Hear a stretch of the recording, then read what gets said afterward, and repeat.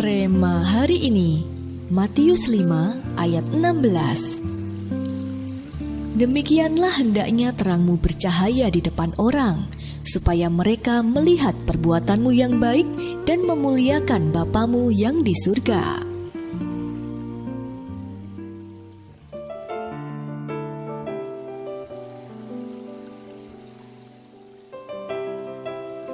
Sandi sedang mengikuti kegiatan kuliah kerja nyata di sebuah desa yang jauh dari kota. Jalanan di desa tersebut masih terbilang cukup sepi.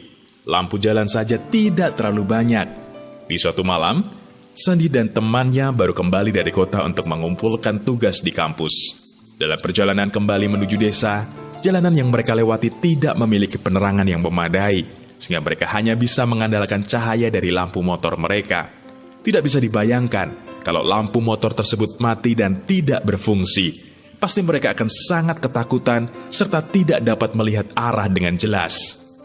Bagai lampu pada motor Sandi, begitulah hidup kita seharusnya di tengah dunia saat ini.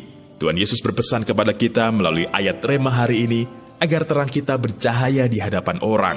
Yang harus dilakukan Sandi untuk mendapatkan cahaya dari motornya adalah dengan mengikuti peraturan-peraturan pada buku petunjuk penggunaan dengan benar.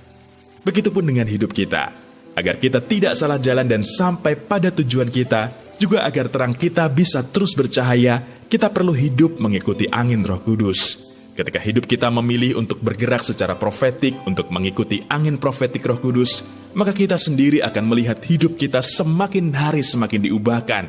Bahkan hidup kita menjadi hidup yang penuh kemuliaan. Jika kita dapat membayangkan pada ilustrasi di atas, seandainya lampu pada motor Sandi mati, mereka pasti akan sangat ketakutan. Begitupun ketika kita memilih untuk tidak mengikuti angin Roh Kudus, hidup kita akan lebih sering merasakan ketakutan dan kecemasan. Namun, ketika kita berani melangkah secara profetik mengikuti angin Roh Kudus, mujizat besar pasti terjadi dalam hidup kita.